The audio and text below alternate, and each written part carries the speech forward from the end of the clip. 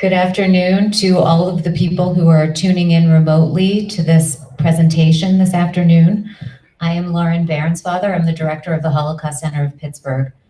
Thank you for your patience today. As you all will know, we had a horrible tragedy in our community on Saturday, and we are deeply in mourning. What we are doing today is a program we've been planning since January, and we felt it was very important to go on with what we're doing. The mission of the Holocaust Center is to inspire engagement with Holocaust history and connect it with events of today. Those connections are too stark right now after what happened in our beloved city. Nevertheless, we know that the anti-Semitism that we fight against is alive and well. It didn't end with Hitler. And we need to keep doing what we're doing now more than ever. So I'm glad that you're with us today and that you're joining us in this fight against anti-Semitism and all forms of hatred. But we need to be brave. It's a scary time. I had some moments of fear myself and immediately said, we can't be afraid because what we do is too important to be stopped by fear. Our message is too important. So thank you again for being with us. We have been really excited for many months to show this technology that's been developed in Los Angeles with large participation from the Illinois Holocaust Museum, which is right outside of Chicago and Skokie. This morning, you may have heard Holocaust survivor Magda Brown, who has been a ray of light to our city in the last couple of days. We're so grateful to her and her daughter Rochelle for being here. And now for the second half of our virtual seminar, it is my pleasure to introduce Megan Gieseker, who is an educator with the Illinois Holocaust Museum. And she is going to tell you about this technology, and we're going to have a demonstration. So Megan, thank you for being here. Good afternoon, everyone. Thank you, Lauren, for that introduction. My name is Megan. I am from the Illinois Holocaust Museum and Education Center, as Lauren said. I am here to share with you a project that the museum has worked on in partnership with the Shoah Foundation, which is based out of the University of Southern California.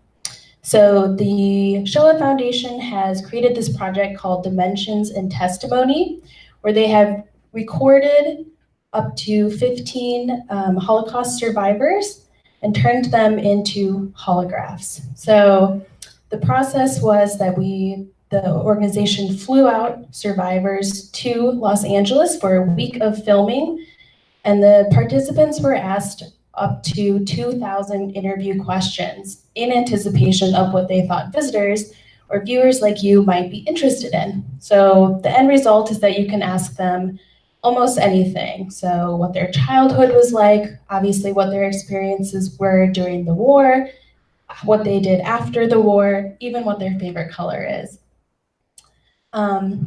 These testimonies are interactive, so they are based on a natural language software that allows actual visitors from the audience to ask the recording a question, and then it will respond. So that is what I will be demonstrating for you today.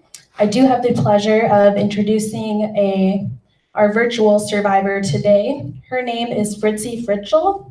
She has been an instrumental part in the establishment of the Illinois Holocaust Museum and Education Center, and she currently serves as our museum's president.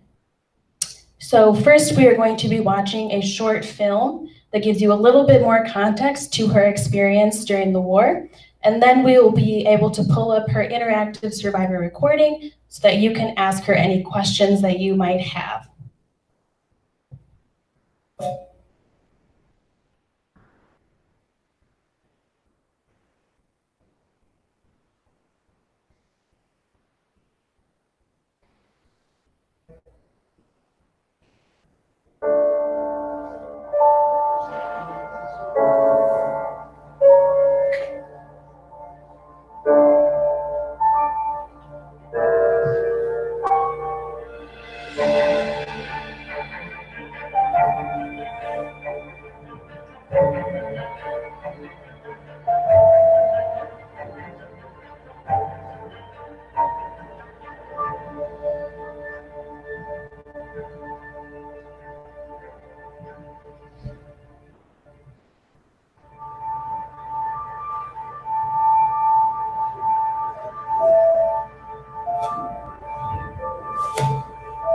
I came to Chicago, I couldn't handle my past.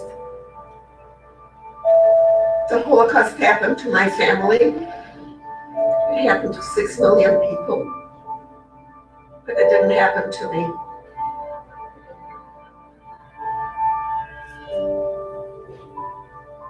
I grew up in a town called Kucharki, and it was a small community. It was the suburb of a big city called Munkac. Life was wonderful. I had a great childhood. I was raised in an Orthodox home. And prior to the war, most of my friends were not Jewish. I knew nothing about anti-Semitism during that time. The first that I remember, any anti-Semitism, any fear directed towards me or my family, was waking up one morning going to school.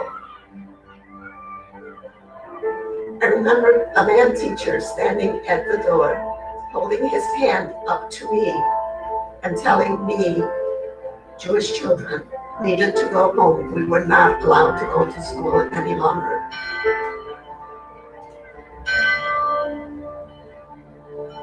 Before we were taken into the ghetto, it was during the last days of Passover. In the middle of that night, there was the knock that came on our door. My mother opened the door, and there were soldiers standing there with a gun pointing at her.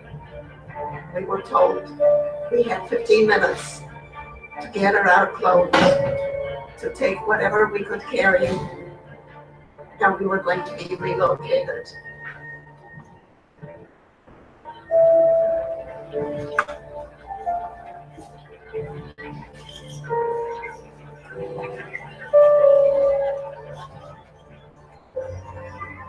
We lived in this ghetto until one day they came to take us to the train stations.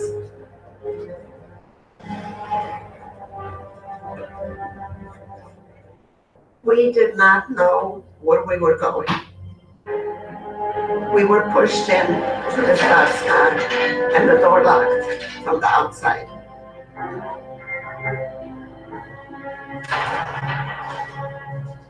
That's the first, that the real fear of the unknown really set in.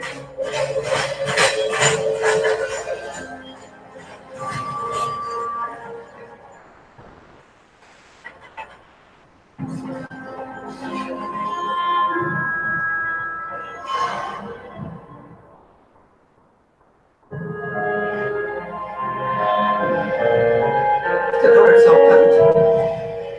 Most of the people in my compartment were dead. My grandfather was one of the people that died in this compartment going to Auschwitz concentration camp.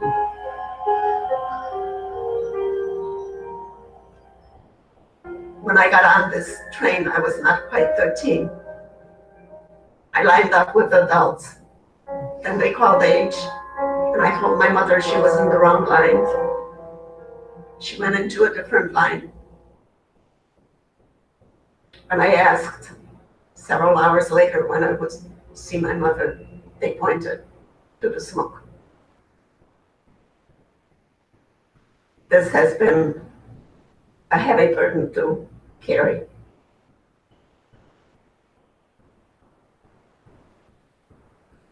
I remember the hair and the tears mingling on my face as they were shaving my head. I remember holding a pair of clogs or whatever else they gave me, and they pushed me into this area where there were thousands of shaved, dirty, uniformed, skinny women. This lady, who was so dirty and so skinny, kept staring at me. Turned out she was my mother's youngest sister, my Aunt Bella.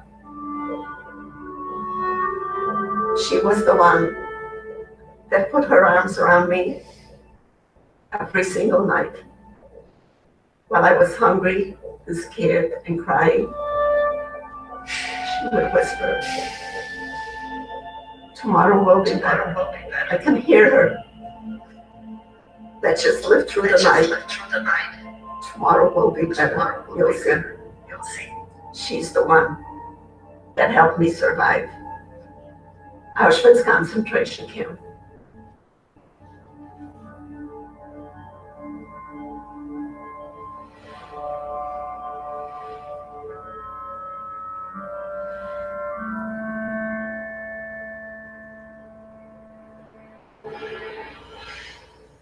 We were doing slave labor in this factory, and there were 600 of us, 600 women. And I was the youngest. There was hardly any food, hardly any rest. 599 women lined up when this little piece of bread was given. I would extend my hand, and I would get a little crumb from these women. In turn, I promised to be their messenger if I survived. I would tell their story if I survived.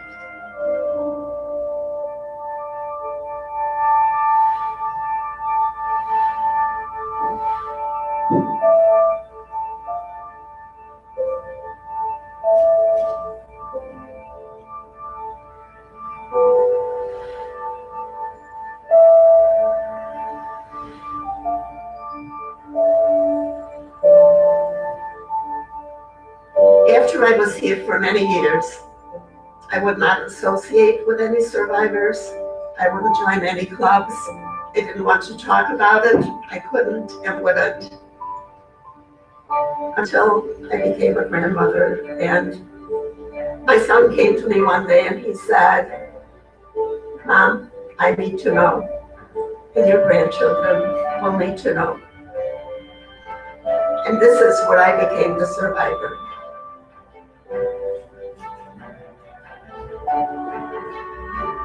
I had a promise that I needed to keep. But the rest is up to you, humanity, to learn from our past so that this does not happen to anyone ever again.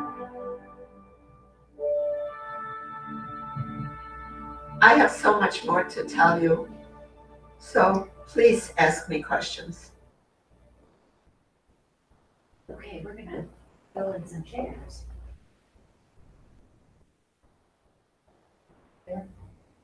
If you would. You don't have to, well, we don't need you to have audience.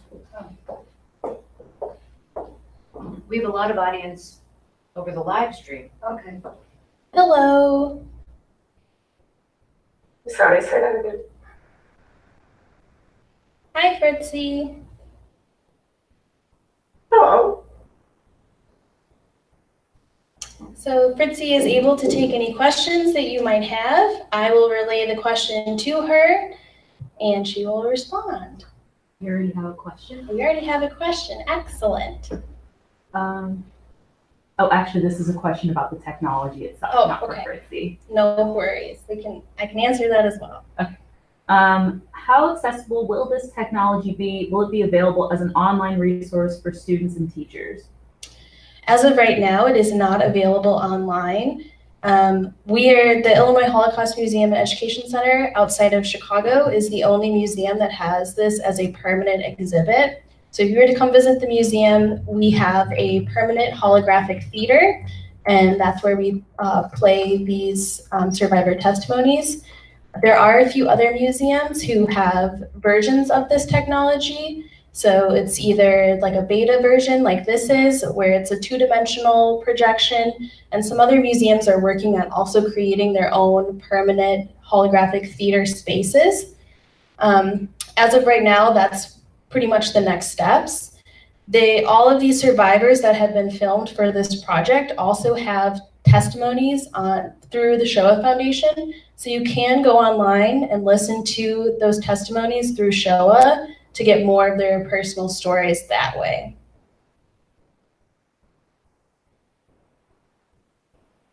Why did she do at the camp? What kind of work did she do at the camp? What work did you do while in Auschwitz? When they pulled me out of the line in Auschwitz, they took us to work in a factory where they were putting some things onto parts for an airplane. My job in this factory was to put a little spring onto a compass that would go on a plane. I don't know its logistics. I don't know anything about planes. But I was one of 600 women doing this slave labor in this factory. I read that they didn't let you sleep. Was that true? Were you able to sleep while you were in Auschwitz?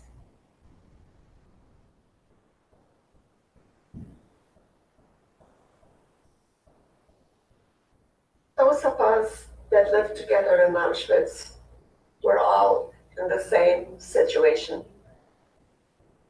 We were all hungry and thirsty and beaten down. And if you didn't trust the person next to you, we couldn't have survived. So we all had to depend on each other, and we all had to trust each other. So yes, I did trust the people that were around me. How did your daily events progress? What did you do all day at Auschwitz? What was your daily routine like in Auschwitz? The days in Auschwitz were hard to describe. They woke us up at the crack of dawn. We had this many minutes to use the latrine. We needed to go back and line up for a PAL. Again, for those of you who don't know what a PAL is, we had to line up in between the barracks every morning and every night to be counted. Sometimes this went on for hours and hours and hours until the entire camp was counted. Across from us was the men's camp, and they too needed to be counted. And if somebody was missing, we needed to stand for hours at a time. When this was done, in my case, we were marched out where we needed to do slave labor to carry huge rocks from one place to another, from this side to this side, and then come back and carry it from this side back to this side. Most of the time we had to help each other to come back into the camp itself because of hunger and thirst and illness. It was hard to come back to the camp. We came back to the camp. We had to line up again. We had to be counted again for a PAL. We had to line up to get our daily meal. Then we were told when to use the latrine. Then we were told when to go back into our barracks. We were told when the lights were out. And this went on day in and day out. And I'm giving you a very short version of this because there's no way that I can start to describe a day in Auschwitz, because another survivor that may have stood next to me at that moment was experiencing different things in Auschwitz because things were always going on around us. So I'm giving you a short version of a day in Auschwitz. I wanted to say that she said she became a survivor. She was a survivor. How did you maintain the strength to go on? How did you maintain your strength to go on? I'm sorry to hear that life is challenging at times. I'll ask another question as well. How were you able to cope with being a survivor?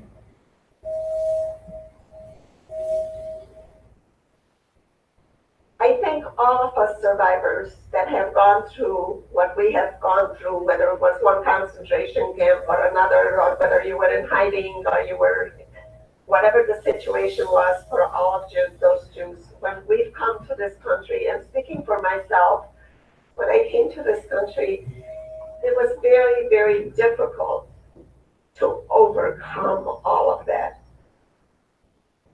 You know, especially for me, I found it extremely difficult. And I had my aunts that I lived with when I came here who helped me, who was wonderful to me and helped me to try and overcome this. And I was always this little girl that stood in the corner that was shy because I was ashamed of my language. I was ashamed of who I was. I was ashamed of coming here as the Greener and immigrating to this country, and people looked at us in a different way. And I remember my aunt who really raised me when I came here, and her thing was if she ever wanted to discipline, she had 3 children. If she wanted to discipline us, she didn't do it out loud, but she would ask us to go to lunch with her, took us to lunch in the restaurant, and we knew we did something wrong. And so I remember sitting with her, and she told me, you need to remember who you are and what you are. You can't become someone else. If someone else doesn't like the way you look or the way you speak or the way you wear your hair or whatever the situation is, it's their problem. It's not your problem. It's their problem. You need to adapt yourself, or the word is, I guess, adapt yourself to living in this country and become this person that you are. And I believe that she's the one that truly helped me overcome a lot of this. But it was not easy. And then especially when I became involved with the museums again and reliving this all the time. So it was not easy for me, and I'm sure it was not easy for any of the survivors that came into this wonderful free country. We have a couple questions from the live stream. Mhm. How long were you in a concentration camp? How long were you in Auschwitz?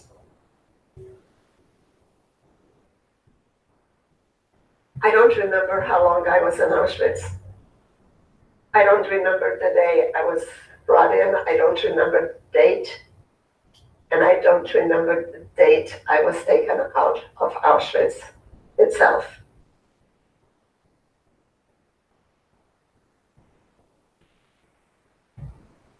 How does it feel to share your story? How does it feel to share your story? I want the story recorded. I want the story to be there forever. I want the story to be alive.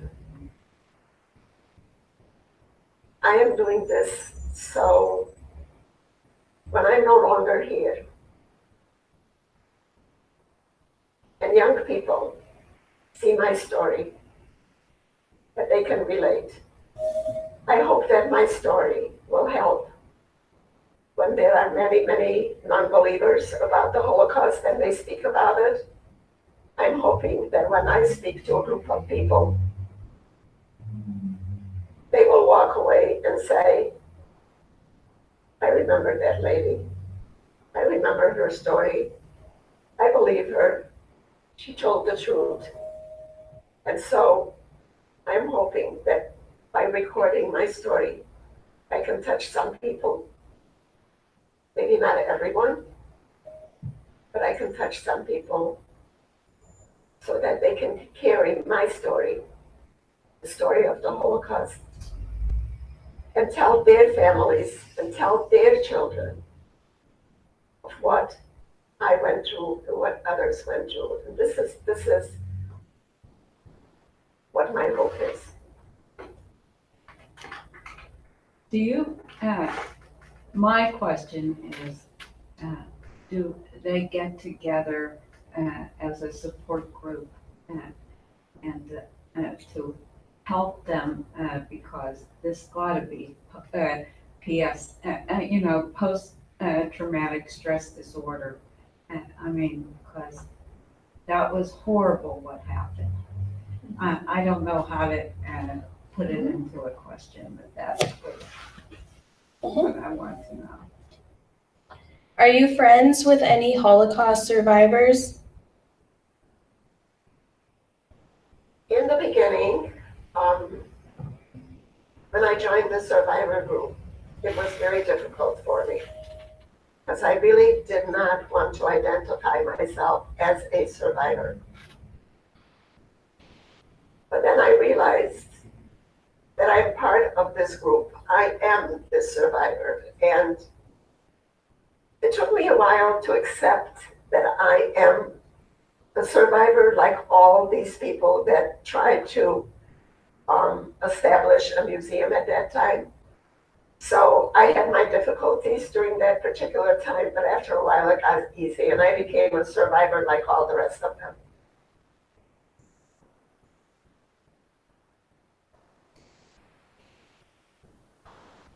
How old was she when she went to Auschwitz?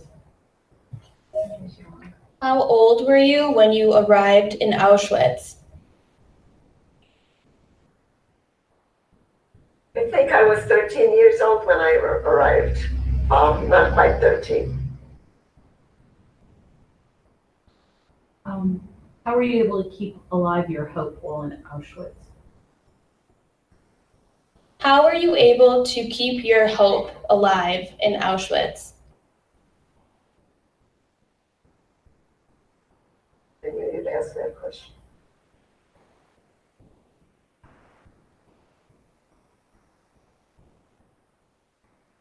When I was in the camp,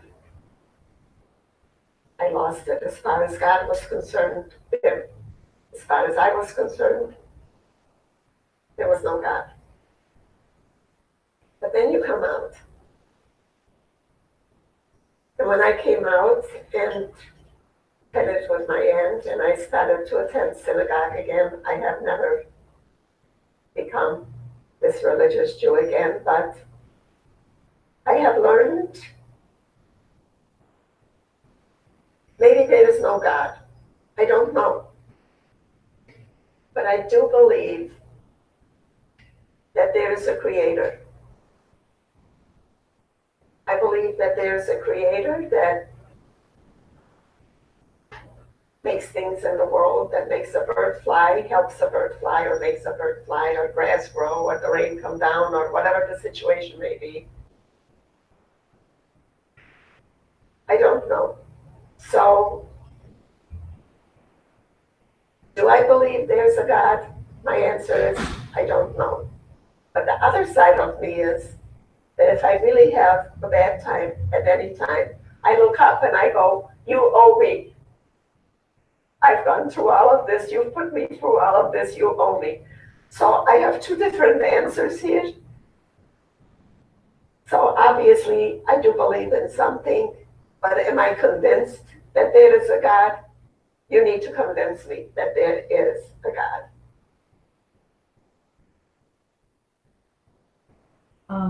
What was life like after liberation?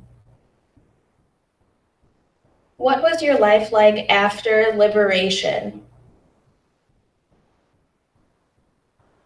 After liberation, the first immediate challenge was finding food. When we came back after liberation, we didn't have a home. We didn't have money. We didn't have any possessions. We couldn't buy anything. So the challenge was finding food, being able to survive. Even after the war, it was not easy for survivors to come to grips with the situation and to be able to get some possessions and to have any kind of food from day to day. So that was a challenge for all of us. Did she ever go back to her hometown? Did you ever go back to your hometown? I went back to my hometown, I'm going to say, maybe 9 years ago, maybe 10 years ago. I don't have the exact times. I went back with some of my family that lived in America. We went back to Budapest. We rented a bus. We got an interpreter and a driver and went back over the border. And I revisited my hometown. That was really strange during that time. I didn't know what to expect, and it brought back. And then we also visited my grandmother's town in Iscus. My hometown, when we came to the house that my mother and I lived in, was destroyed. The synagogue stood overgrown. Nobody had visited it. The mikvah was there next to the synagogue, overgrown. We couldn't even go into it. My grandmother's house, as I knew it, and when I came back to see it, was redone. People lived in it. They redid the house, but they saved the roof. So they built a house to have the exact roof that was on there before because it was a tin roof. So they saved the roof. So from the original house, there was just the roof. But we had it was like a well in the middle of the yard that was there. And they had like vines that grew, that we were growing grapes on. Those were still there. A lady from across the way came out when we came to see my grandmother's house.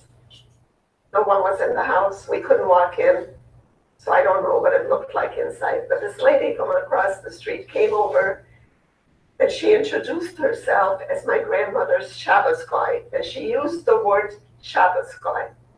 So I knew she had to know them. So I said to her, she remembered the people. I wanted to know if she really remembered them. I said, do you remember my uncle? And she says, Wilmush. They called him Wilmush. So I knew she knew the family. So I asked how they were taken away.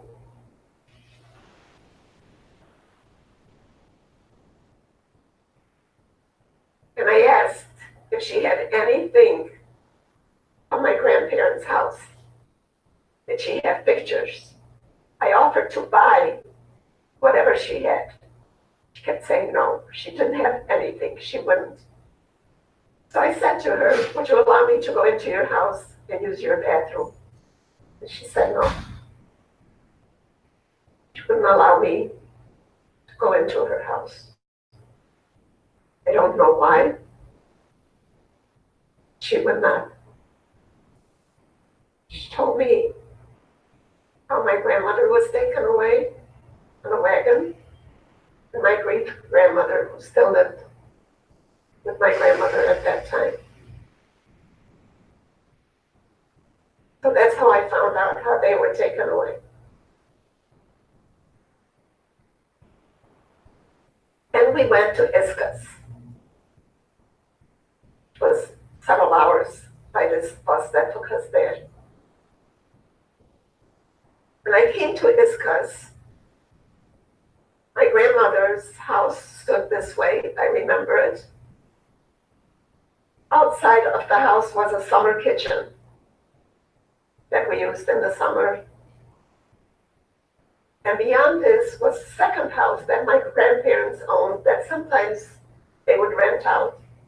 In their second house, there was a bowling alley, a long bowling alley with one wooden ball that I remember we used. In my grandmother's house, the house was destroyed. There was nothing but a foundation. The kitchen was destroyed. The barn stood. The second house still stood, but not in livable condition.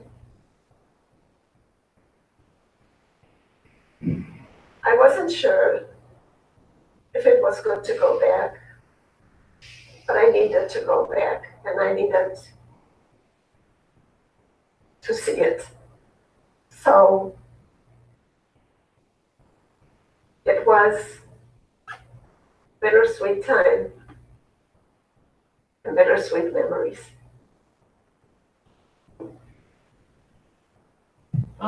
I find, I admire her because that took guts to go back to discover what happened to her. I don't know how to put it into a question, but she is braver than she thinks she is.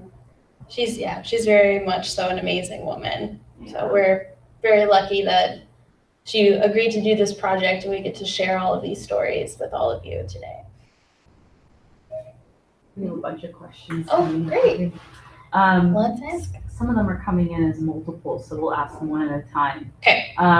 Why didn't you want to be known as a survivor? Why did you not want to be identified as a survivor? I am a Holocaust survivor. Okay, that's that. Was there a time when you thought you would not make it out of Auschwitz? Was there a time when you thought you might die in Auschwitz?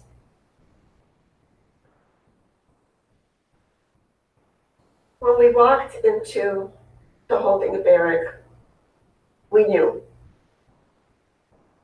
We knew where we were going to go. Some women started to pray. Some started to cry.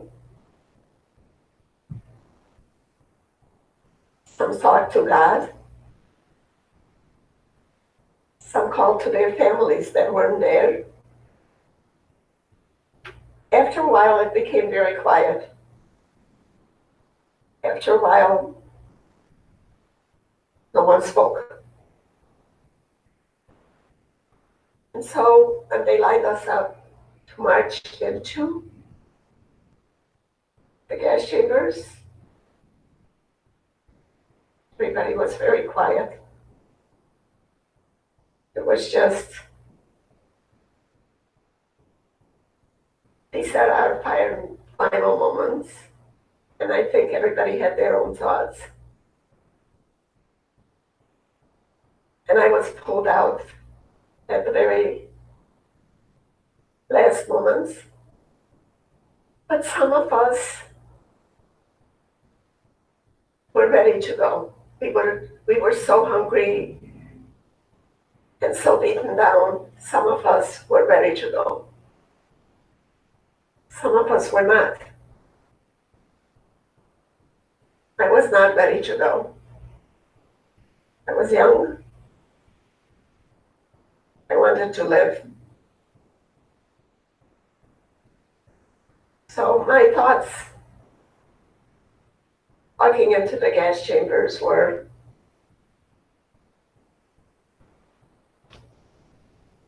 are these my last moments? What happened to my family? That I remember thinking, what happened to my family?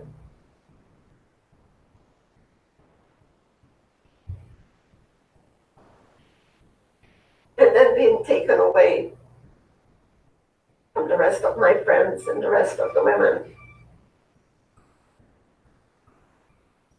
For those of us that were cut off and taken away, it was very hard for us. It was hard for us to deal with the fact that we actually knew our friends went and they're going to be dead in a few minutes. And we already knew at that point how they were going to die.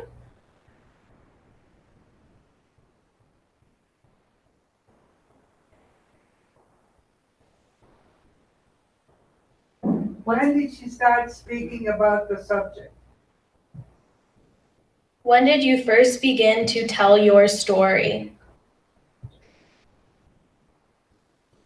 started to talk about the Holocaust, I think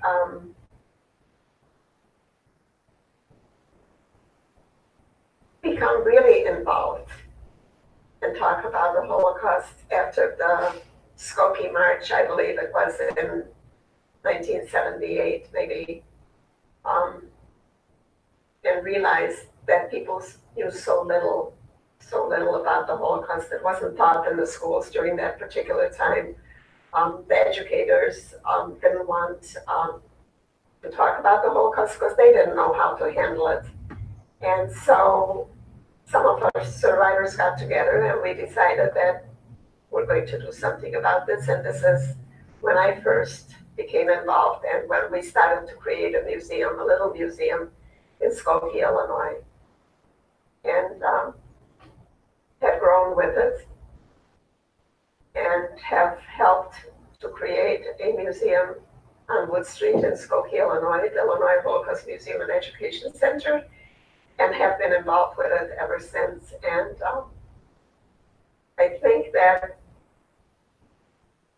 many survivors could not speak about it for many, many years. And we find now that many survivors that have not spoken and not told their stories are beginning, as they're getting older, they're beginning to have this need to have their stories recorded, to talk about what happened to them. So more and more survivors are coming out now and telling their stories. Is it possible, because I was in a car accident and I had hysterical amnesia, and was that possible that any of them, it was so horrible there that they blocked it out for years? Mm-hmm. Yes, that certainly is the case with many survivors. I don't know if Fritzi has an exact answer to that question, but I can ask her if she experienced any PTSD from her experience, which does tie into that as well. Have you experienced any PTSD? When I came here, I took my memories and put them in a little box and put them in the bottom of my brain, never to be taken out and never to be examined. The Holocaust happened to 6 million people and many others, but it didn't happen to me. And so I learned not to think about it and not to talk about it. And I remember when I came here to my dad, and who lost his wife and his 2 sons during the time of the Holocaust, and his extended family. And he sat me down once and wanted to question me, and am I sure my mother is dead, and do I know what happened to his sons, my brothers? And I looked at him and I said, we're going to talk about it today, at this time. But we're not going to talk about this again. I couldn't talk about it, I couldn't handle it. And I went back into that little box and put on the lid. And this is how I lived for many years. And it was very easy in the daytime. But the nights, you can't control your dreams. And so the nights were difficult. But it took many years for me to admit to myself that I was one of those children that was in Auschwitz, and that I was one of those children that went through. And it took me many years to come out of that shell and to admit to myself of who and what I was and who and what I am today. What is the biggest lesson we can hope to learn from survivor experiences of the Holocaust? What lessons can we learn from the Holocaust? Humanity.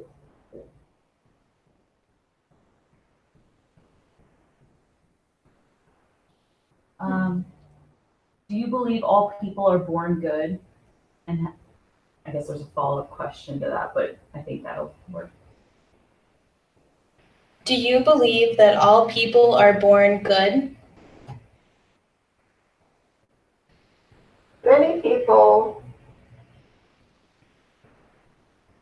have the ability to make their own decisions. They can make a decision in life, whether they choose to be good or evil.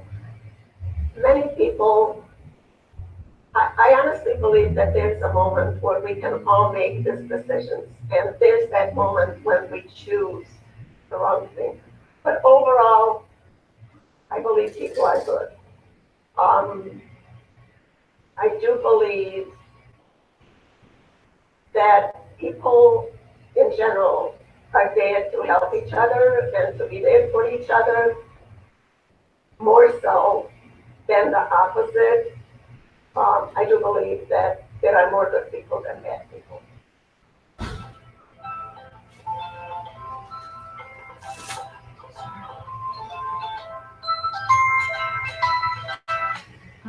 Bryna, I'll be home in about an hour.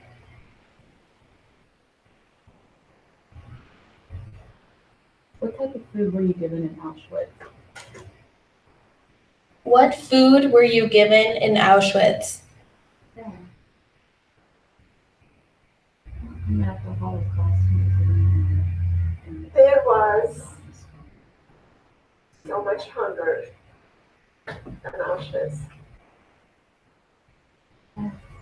We were literally starving. To have to line up in the morning for the morning breakfast, which consisted, I remember, of a black cup of coffee. Sometimes they would give us a small piece of bread. Sometimes we would get the bread at the end of the day, and we would all have to share it. Sometimes we would get soup. In the beginning, I couldn't eat the soup. It felt like it was made from rotten vegetables, and they just threw in whatever they could. And I couldn't swallow it. And my Aunt Bella kept saying, just hold your nose and eat, and just eat this. Whatever they're giving you, eat, you need your nourishment. The food was absolutely unedible, but we ate it. We ate it because we needed to survive. And no matter what they gave us, we ate. I don't remember often lining up for lunch, but in the evening they would give us the same type of soup, a black cup of coffee, and a small slice of bread.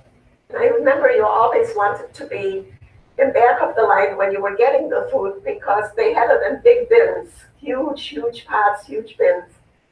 If you were first, you would not get what was on the bottom. You would only get the soup part, and if there was something on the bottom, potatoes or vegetables or whatever they would put into it. So oftentimes people would ask, you had a big ladle, mix it up, and they would get slapped or they wouldn't even get the food that day. So food was very, very scarce in Auschwitz. I remember the black coffee obviously does not give you nourishment, and oftentimes I would use black coffee just to wash my hands or wash my face with. How old was your aunt? How old was Aunt Bella? The one person that I credit with saving my life to this day is my Aunt Bella, who was my mother's sister, whom I ran into there accidentally the day I climbed there. My Aunt Bella was responsible for everything and every moment that I was in Auschwitz, she was able to bribe the ladies that were on her bunk bed with the bread, the little bread that she was able to have at that point that was truly her life-saving bread. She bribed them to be able to bring me onto her bunk bed to be able to sleep. For 8 women to make room in a bunk bed is difficult. We all had to sleep spoon fashion so that we all had room. My Aunt Bella was there to tell me every night, we just need to get through the night, tomorrow will be better.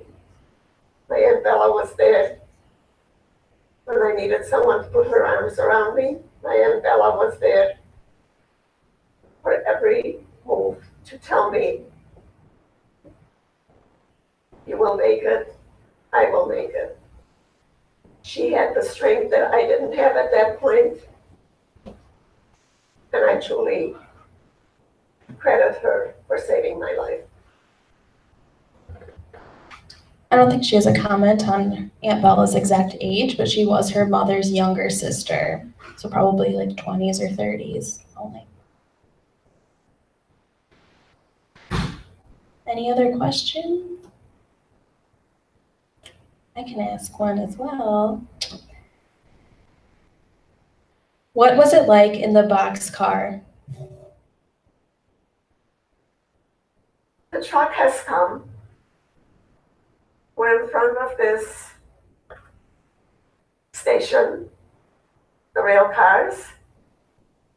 We hear the train.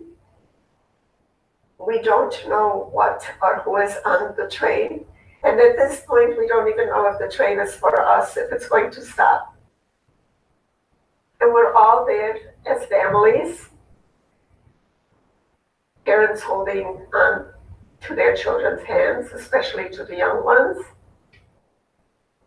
And the train starts to slow down. And as it comes, we realize the train is going to stop. But we don't know who is on this train or who's in the boxcars. And so the train stops. The doors open. And when the doors open, we look in. And I remember looking inside this boxcar and seeing all of these people standing. All children, old people, young people, pregnant women, I don't know. I specifically remember seeing a woman standing by the left side of the door holding a child. And then they told us to take our belongings. I don't remember if there were guards inside the boxcar, but there were guards that came that brought us to get us into the boxcar. There were no guards inside the boxcar. So I remember all of these people and actually seeing them standing in this boxcar, and it's full. And there's more than one boxcar. The particular boxcar that my family and I stood in front of when the doors opened, we were pushed in by the crowd in back of us. And we were pushed in to this boxcar, and there was no room.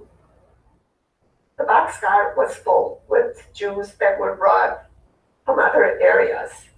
So they literally pushed us in, and we were holding on to each other.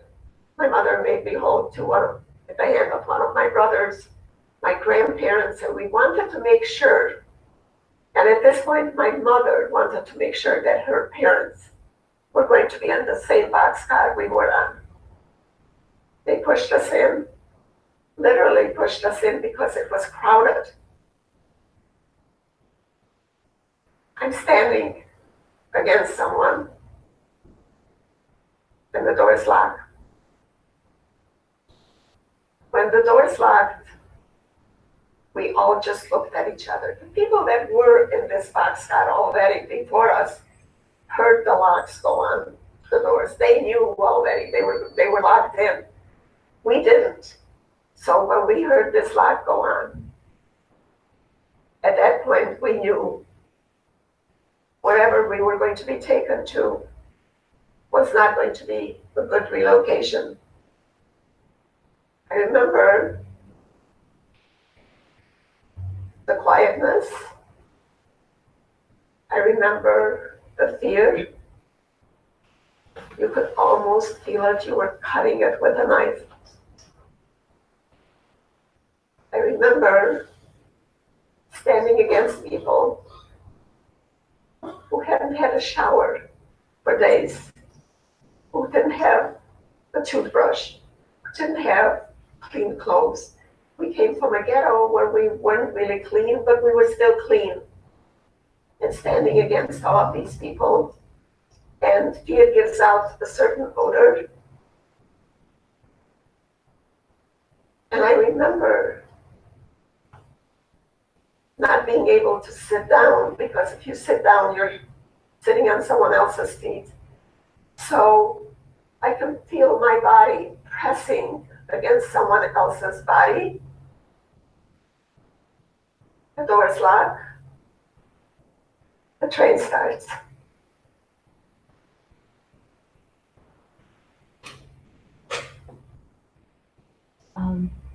Were you ever reunited with your family members? Were you reunited with any family members? This is an interesting story. I saw my Aunt Frida, who was my dad's sister. We ran into each other in Auschwitz accidentally. People need to realize that Auschwitz was a huge, huge, huge concentration camp. And there were probably millions of women and men on the other side, obviously, but so it was hard to always connect with people. But I did run into my Aunt Frida once in the camp. Then I didn't see her again. After liberation, I did not see her again. My Aunt Frida got sick while she was in camp. She had typhoid. And so she didn't come home right away, back home to Kluczarki, our hometown. She was in Budapest after the war, because she too thought nobody else survived. She was in Budapest. She was standing in line for whatever she wanted to get. And there were two women in front of her that were Holocaust survivors, happened to have been talking about me and mentioned my name. And that's how she found out that I was alive, and this is when she came back to our hometown in Kluczarki, and this is where we lived together afterwards.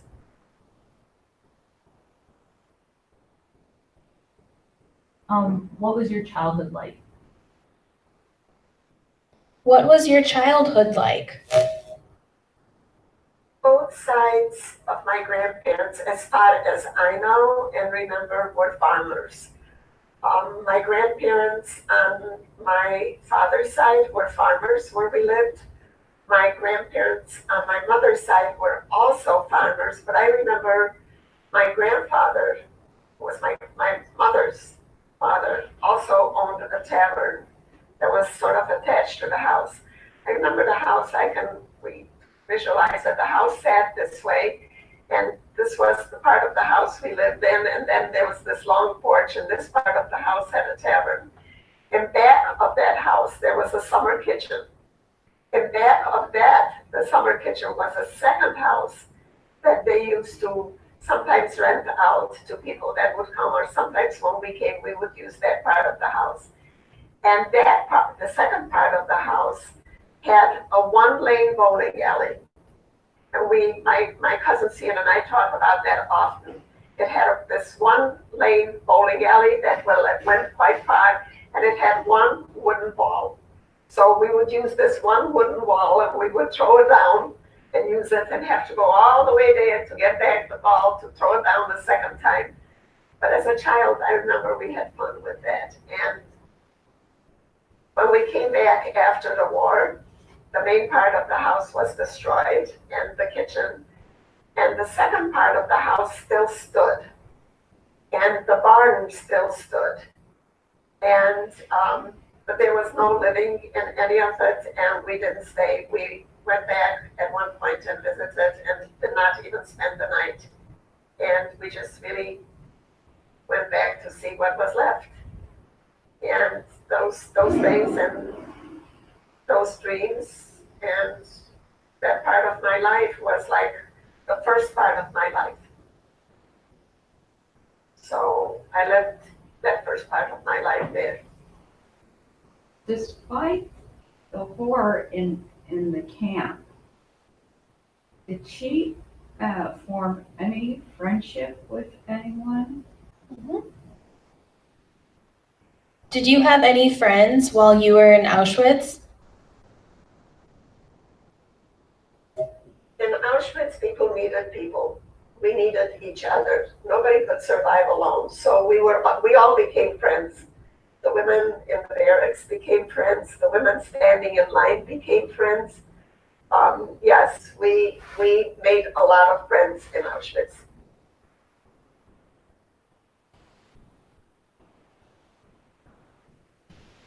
How did you meet your husband?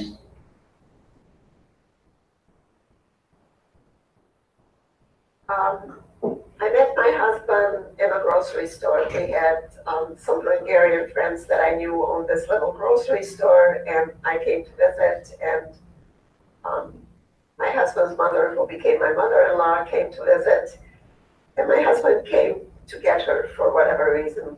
So I met him like for 5 minutes. Didn't think anything of it. My mother-in-law, his mother at the time, before she was my mother-in-law, looked at me and she said, "You're going to be my daughter-in-law." Little did I know, nobody warned me. I need to tell you a little bit about my husband. My husband was American-born, was raised in a Jewish orphanage, although both of his parents were living and they were divorced. And so he was put into an orphanage called Mark's Maiden's Home. It is known today as the Jewish Children's Bureau. He and his two brothers were put into this orphanage. And so he lived there, and often he was put into other homes where he lived. My husband, in order to get out of the orphanage, lied about his age, joined the United States Marines.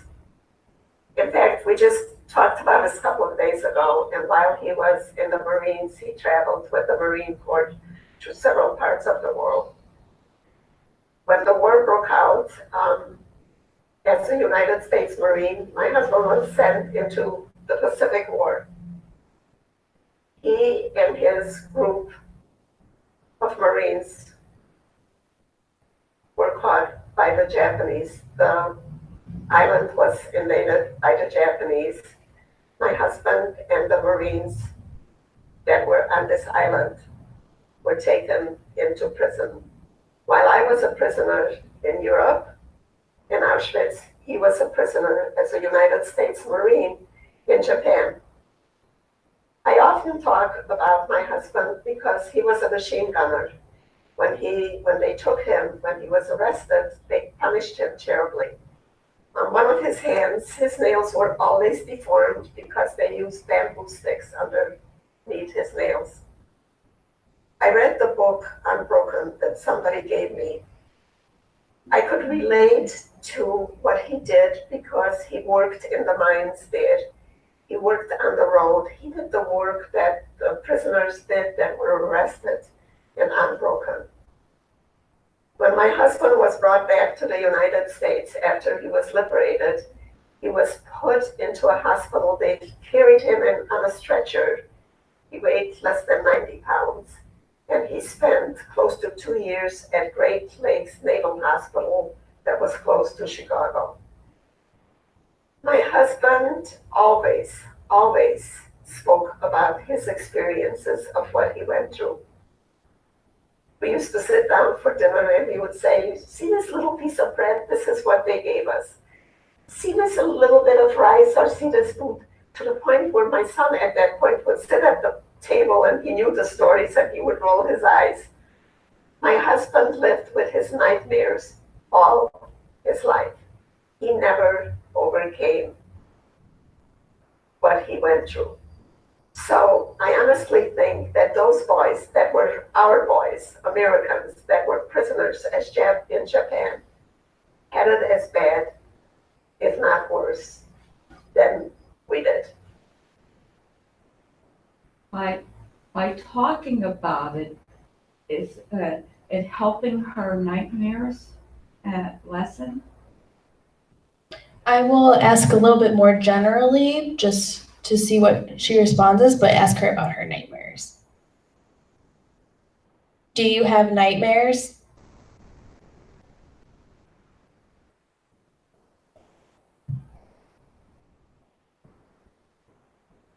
When I was first liberated,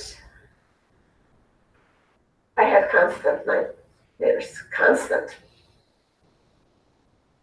When I came here and I lived with my aunt and uncle, they had to wake me all the time. When I got married, my husband would shake me awake and say, it's a nightmare. You're okay. It's a nightmare. Over time, I overcame a lot of the nightmares. I don't have them every night. They're not constant. But sometimes I'm running, come underneath a tunnel. I'm running to a tunnel. I come to the end of the tunnel and I trip and I fall. And I wake up. Sometimes I see a dog coming at me. The nightmares are not as bad as they used to be. I don't get them every night.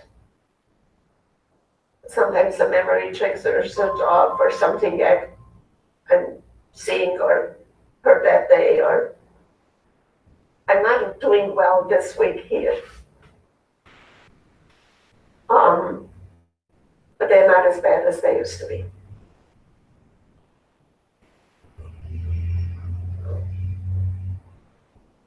Do we have any other questions? You do, yes. Well, I wondered if she has thoughts about anti-Semitism now and what we can do about it. What are your thoughts on anti-Semitism today? When the neo-Nazis first announced that they were going to march, there were a lot of Jewish people living in the area of Skokie, and most of us were survivors, and we were scared. We walked away from that. We didn't come to this country to be persecuted again, and we felt like we were being persecuted again, and this fear was there. And so all of us were prepared to go out and fight, as I was during that particular time, during the march. It was a very scary time for all of us in Skokie, and there were the court cases and the mayor who was with the survivors, and the suits that were going on. For those of us that saw the movie Skokie probably remember, and more so than I do today. But the bottom line was that we, the survivors, and at that time, the Skokie community stood up with us, the survivors. And I was prepared to go out and be one of the marchers. And my husband was scared for me to go out and get involved in this. And my husband was a fisherman. And I kept talking, I need to go out. And the night before the march, I was up most of the night, and from fear. And my husband decided that I am not going to be one of the marchers. I am not going to go there. And he wasn't sure if I could help or not help, but he decided that we were going to go fishing that day to protect me for my protection, didn't want me out there. And I kept saying, no, I need to be there. And he kept saying, we're going fishing today. After the third time he said, in the tone of voice, we are going fishing today, I got the message and we went fishing that particular day. So I was not involved in the march itself, but I was involved in everything else. But this is where the survivors first decided that we need to do something. We need to teach the world of what happened to us. This is where we first, several survivors first met in someone's basement to talk about how to raise money, how to build a small museum, how to teach, how to get teachers involved. We started to go to the schools, beg the principals to allow us survivors to come in to speak to their students. They wouldn't allow us to go in the beginning because the teachers themselves didn't know the story of the Holocaust. They were afraid we would bring a sad story to their students. They were afraid to allow us to go in. So we had to sort of educate ourselves of how to bring the story to the schools. So what we originally did, we met in a basement, we rented a little storefront on Main Street in Skokie. Then we bought a small building on Main Street and brought in all kinds of educators. And this is where we began to bring in the teachers and some of the students in this small building to talk about the Holocaust. And this is where we survivors had this big dream of building a bigger Holocaust museum and started to go to the community and started to fundraise and had the big dreams of building this beautiful institution that is known today as the Illinois Holocaust Museum and Education Center.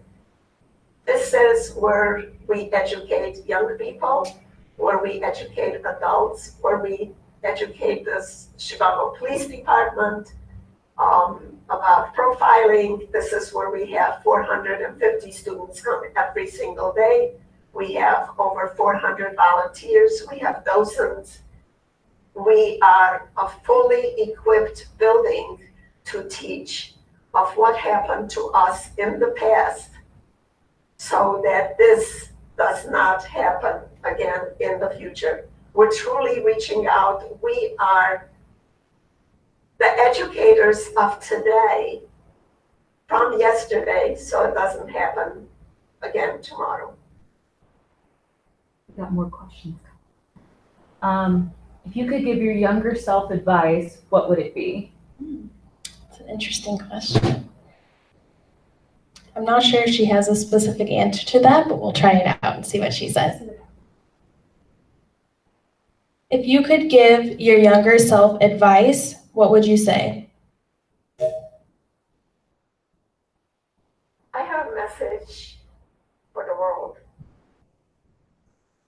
I have a message for the world. Take stock.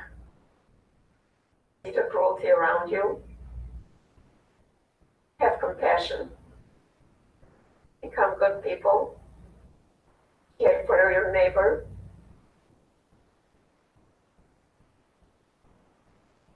And just be good to each other. Just be aware of what's going on around you. And I think we all can do that. We all can look around and see who we can help. We sometimes turn our back on people that need us.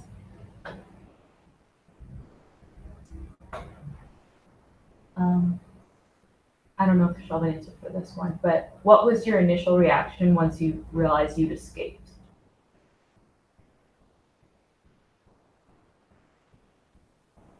What were your initial feelings when you escaped Auschwitz? When I was liberated, I wanted to fly. I felt totally free for the first time in a very, very long time.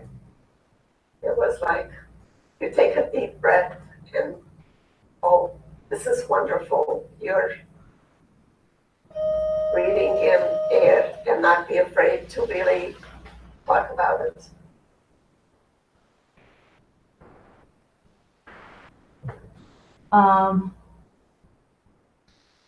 Sorry. Did you ever think of changing your religion? Did you ever think of changing your religion?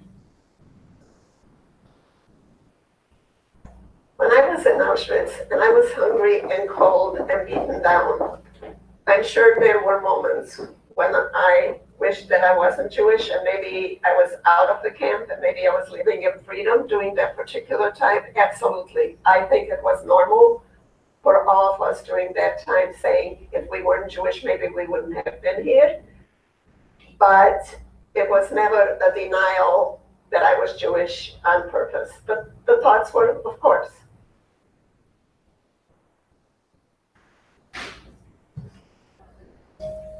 Hold on. No problem.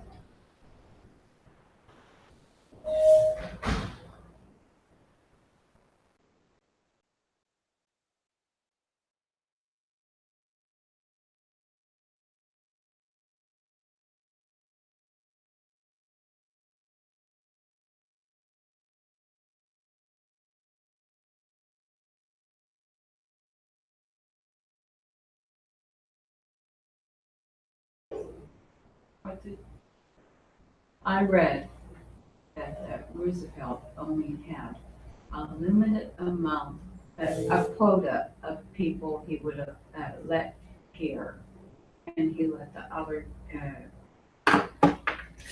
die. My mother admired Roosevelt. I do not, because of that. Mm-hmm. How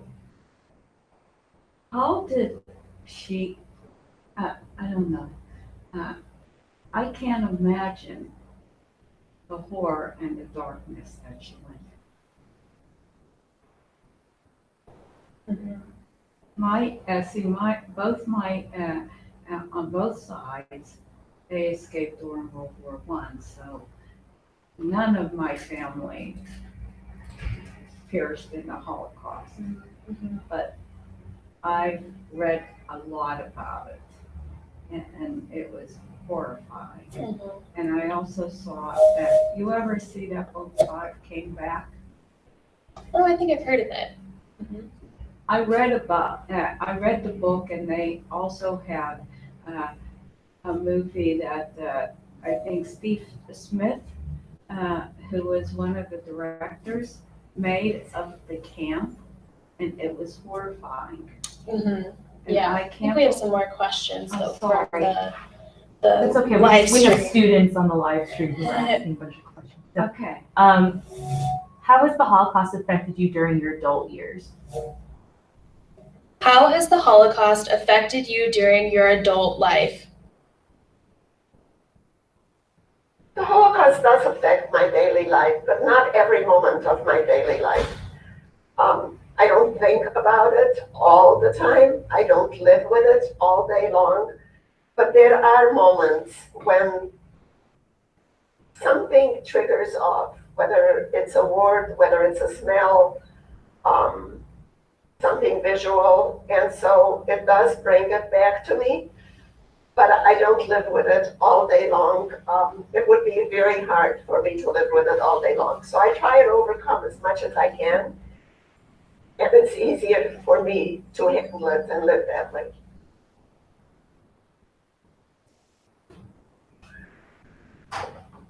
Any other questions from our friends via live stream?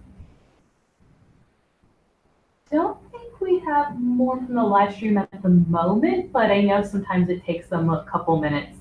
There's one class that just tuned in a few minutes ago. Oh, okay. So there's a question, but it's not going to be appropriate for the hologram. I do want to make sure that we address it for the live streamers. This was pre-recorded before this weekend, so you're not going to be able to ask questions about extremely current events. Yeah, this was actually filmed in 2015. Yeah. So unfortunately, while I know that they would like her thoughts on the massacre this weekend, the pre-recorded hologram is not going to have answers to that. Maybe I have. Sure. If Magnda's still here, do you want to come up and share your thoughts? You know, I gotta earn my keep. Come back. If I know the answer, I don't know. Yes, this is Magda. That's the question. So the question is just, what are your thoughts on the massacre in the Pittsburgh synagogue this weekend? It is the most devastating, painful moment of my recent life. I thought that never again would mean never again. Unfortunately, of this accident, I hope this is the one and only forever and ever, because this cannot happen. This anti-racist attack came to hurt the Jewish people. Then there will be that same group attacking another group of color, of other religion. I mean, who knows? So we have to be aware of this kind of exposure and don't allow the media to get a big publicity about these perpetrators. The more exposure they get, the happier they are because they are out in the open field. That's a good brainwashing method. A lot of young people hook onto all these brainwashers and follow their mantra. And we can't afford to let that happen. So if media would just kind of let it slide and go on with happy news, it would work better for that purpose. Thank you. You're welcome. Thank you.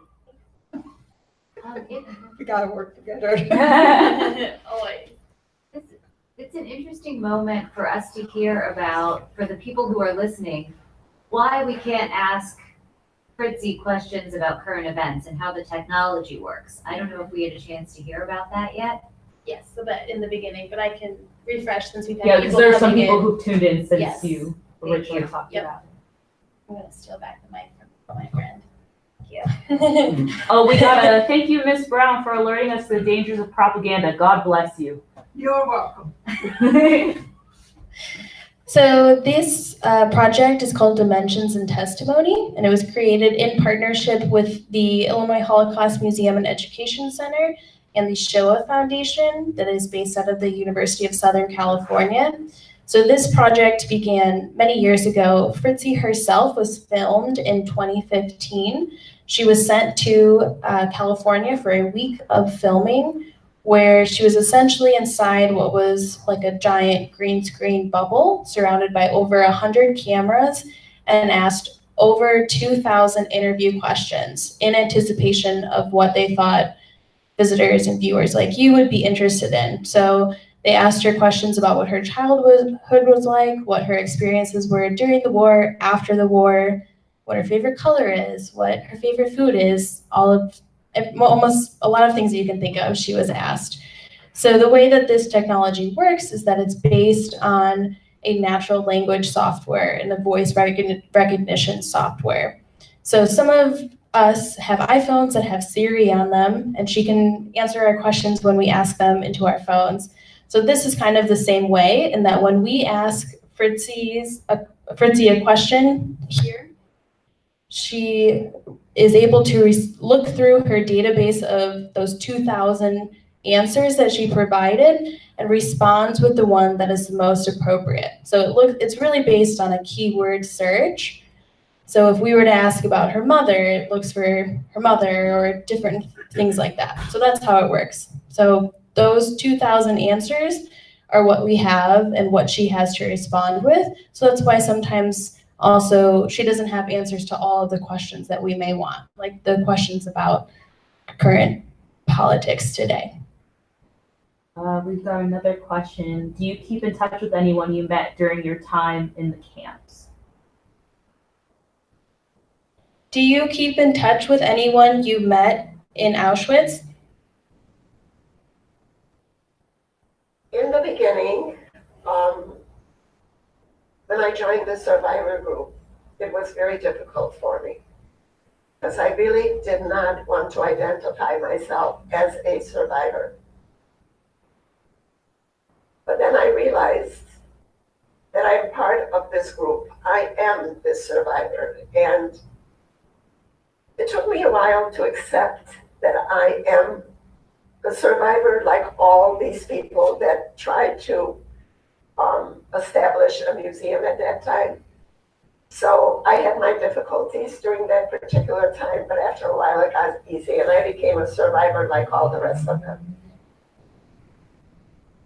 So for example, with that too, she might not have a direct response to the exact question we're asking her, but she does have answers that relate.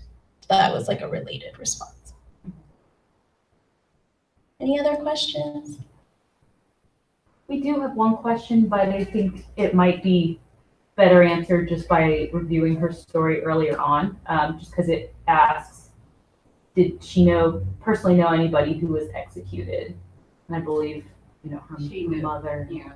Yeah, so she lost most of her family in Auschwitz. Her mother and her two brothers were sent to the gas chambers upon her arrival. Her father did survive because he had come to the United States before the war began and was in the process of getting them papers to come as well when the war broke out. And she also met up with her mother's younger sister, her Aunt Bella, when she was in camp, and she also perished. Thank you for reviewing that. What was the most painful part you endured during the Holocaust? What was the most painful part of the Holocaust?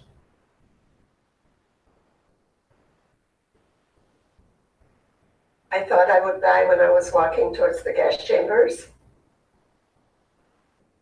I thought I would die when I didn't have enough food.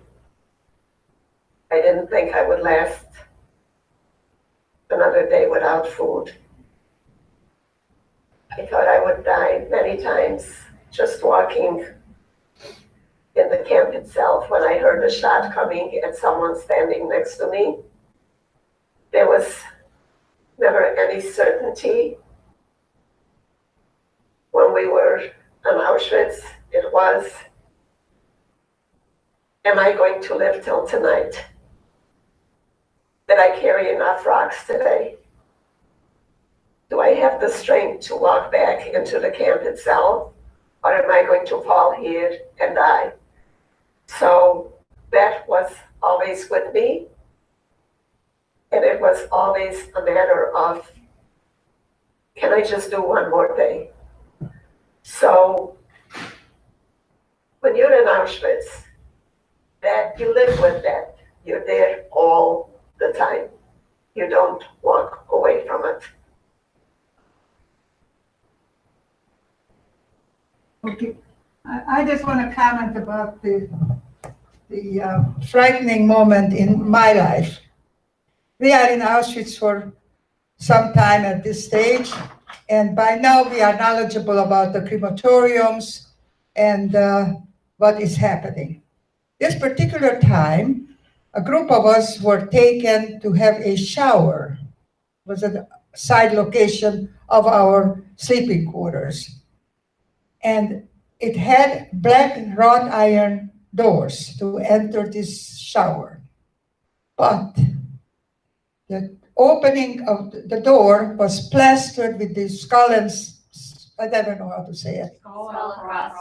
That's the one. It was all over plastered with these stickers. Well, add two and two together, and that is the fright.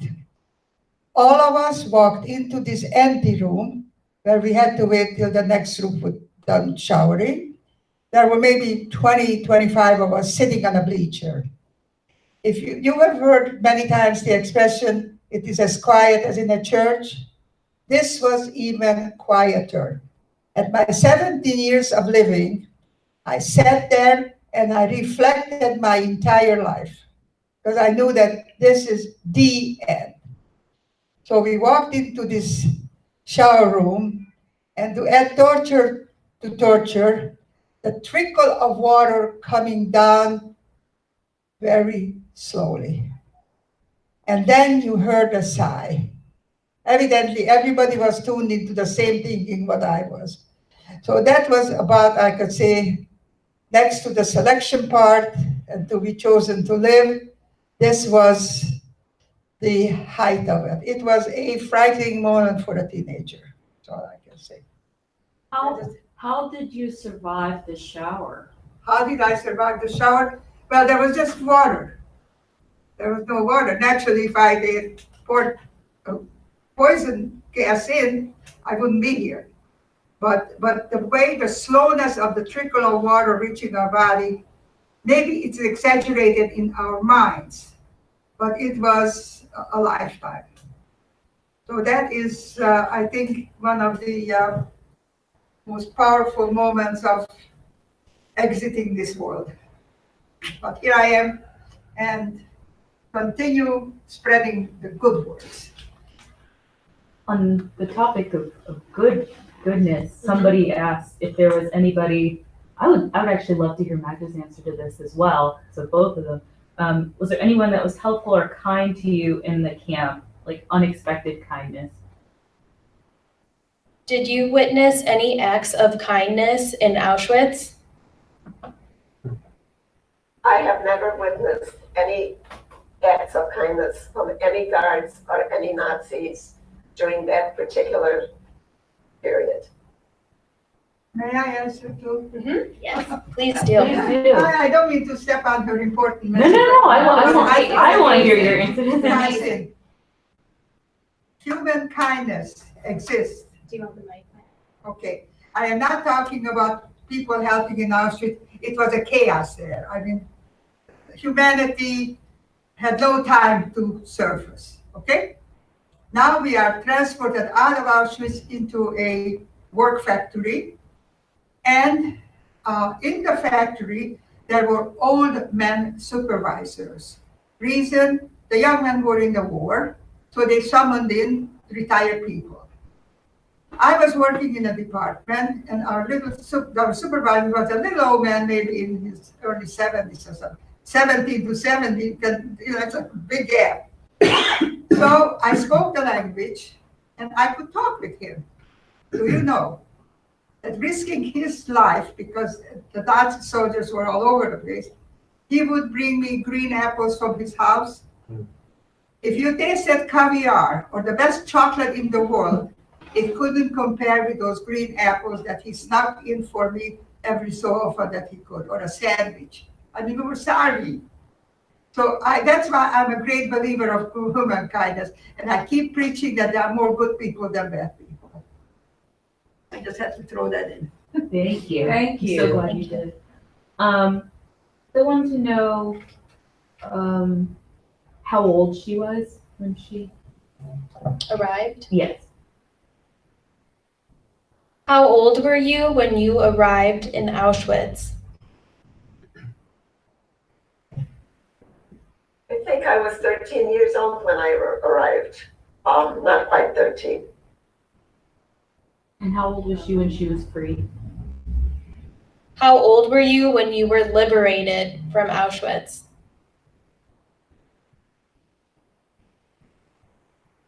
I don't know exactly how old I was at that point, maybe 14, maybe close to 15, I don't know.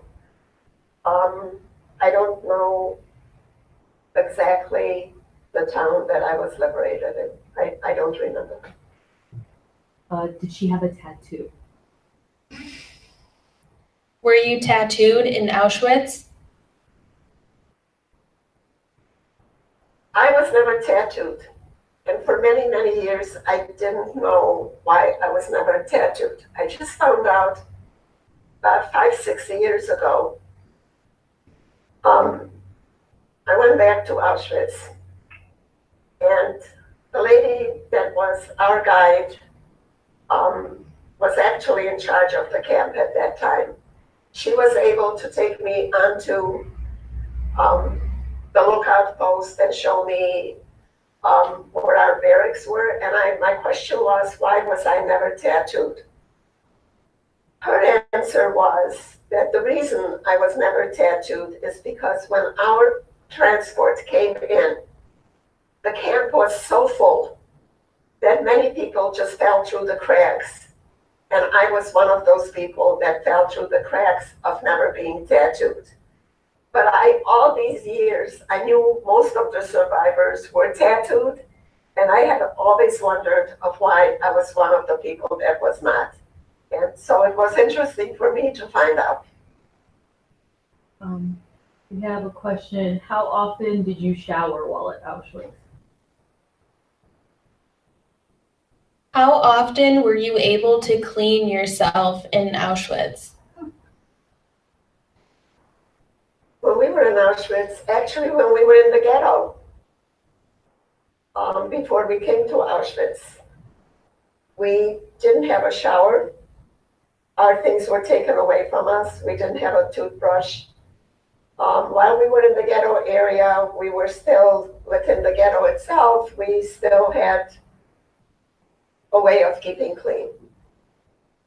When we came into Auschwitz concentration camp, everything was taken away from us, including a toothbrush or a piece of soap or anything that we had to keep ourselves clean. I remember lining up in the morning to get my morning coffee, and after I gobbled down a little bit of soup or the bread, saving some coffee so I could wash my hands and face with black coffee, because that doesn't give you nourishment. There was no way of keeping ourselves clean during the time of Auschwitz. When we were there during the time of snow, we were able to use snow to wash ourselves with a little bit or wash our hands and face with. The uniform I wore was on me all the time I was there. It was never taken off, so I lived with its dirt and its lice. The only time I remember getting in a shower during the time of Auschwitz, they had lined us up one day and they told us, we're going to go and take a shower. We all knew that if we were going to go take a shower, there was gas going to come down rather than water. This was a known fact to all of us that lived in Auschwitz. And so telling us to go into this shower, we left our clothes on this side. They told us we're going to get clothes on that side. I remember walking into this room and waiting for this gas to come on all of us. We all thought we were going to be gassed and killed. I remember the prayers that were said by some. I remember the fear. I remember the crying. I remember that entire scene. And so the water did come down, obviously. The water came down. And we had a shower. We had a shower without soap. So all we had was this water that came down for a few minutes to clean us up. And so they marched us out at the other end without anything to dry ourselves with. So we got into a uniform that was given to me at the other end that I put over my wet body. I remember putting on that uniform, hoping it was clean, but it was so full of lice that I had to get used to the lice from that particular uniform. I was already used to the lice in my uniform that I just left.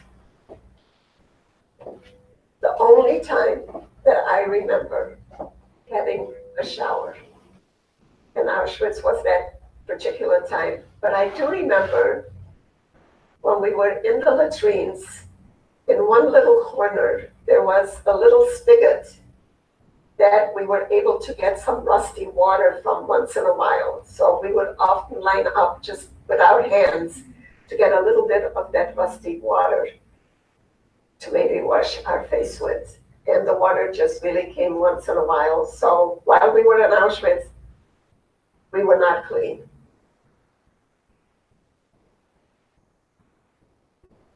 What would you say is your greatest life achievement?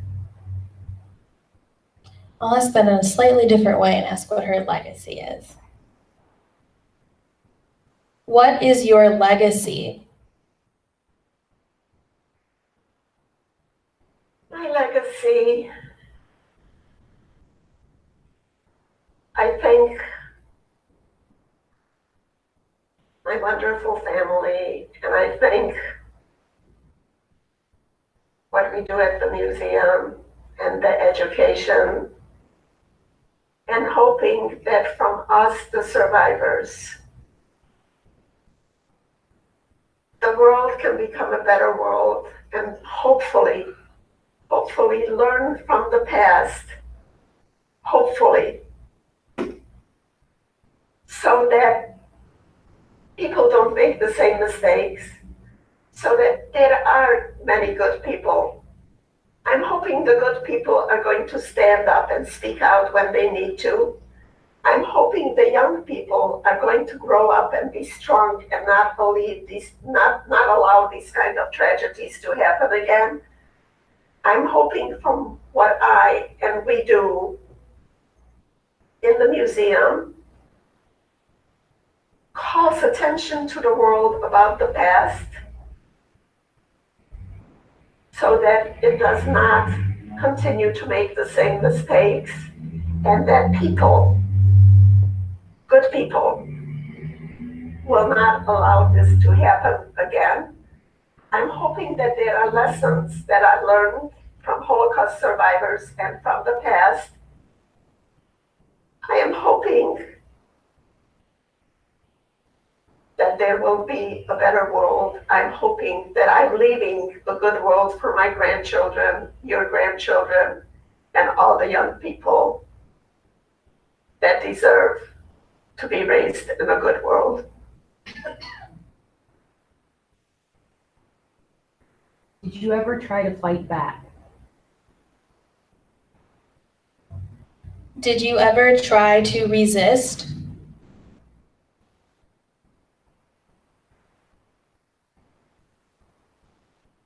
When we have students or when we speak to students, one of the questions always comes up about resistance. Why did the Jews not resist? Why were the Jews left to just do whatever we were told to do during that particular time? What is resistance? How does a person feel when a gun is pointed at them and they tell you your family is going to be shot if you don't do what they tell you to do? Resistance to me is, and was during that particular time, not giving up every day, living with the conditions that were one more day, standing in a little latrine and saying a prayer. Resistance is living one more day under those conditions. Resistance is saying, you can take away my possessions, but you can't take away my mind. You make me obey because you're holding a gun to me, but you can't take away what I'm thinking. Resistance is,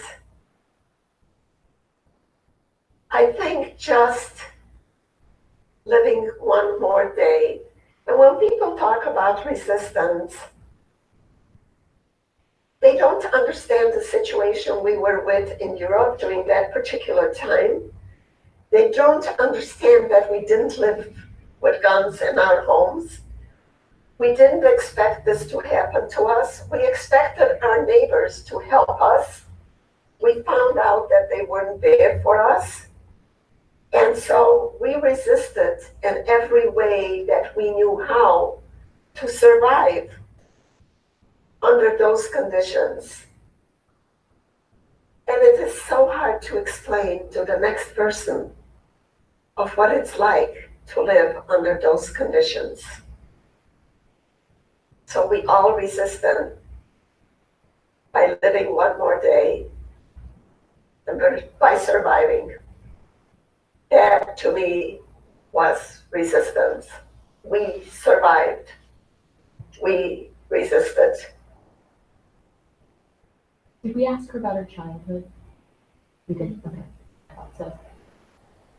I think a lot of these kind of answered earlier. Yeah, I think we're at about 2:55 now, so say any final words we've got. Okay, great. I will leave us with one last question by Fritzy. What is your message for us today? How can we prevent another Holocaust and genocide? I don't know. I think through education.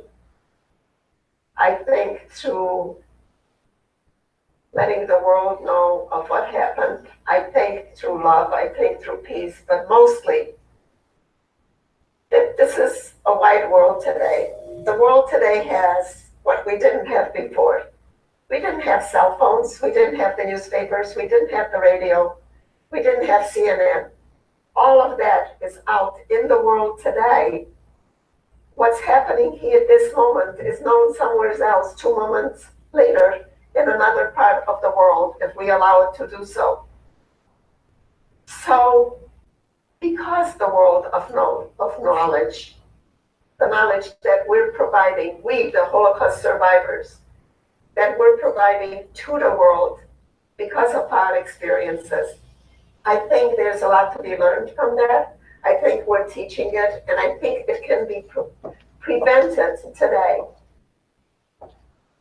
if the people stand up and speak out and do what they feel the right thing to do at that particular time.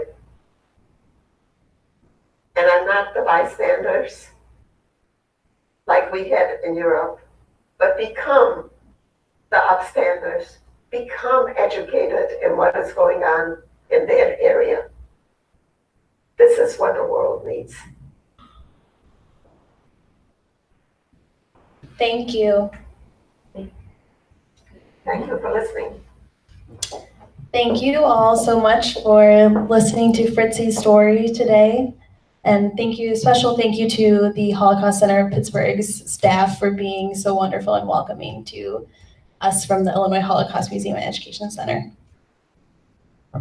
Thank you, Megan. This was amazing. Maybe a round of applause everywhere where people are watching and listening. So this concludes our day of virtual seminar programming. I hope that it was meaningful to everyone. I'll ask all of you before you sign off to tell us how many of you are watching there so we have a sense of that. And special thanks to Magda Brown, who's sitting right in front of me. Woo! And to her daughter, Rochelle, who is within my sight, but you can't see her. Thank you for being with us today. And keep learning and stand up for what's right.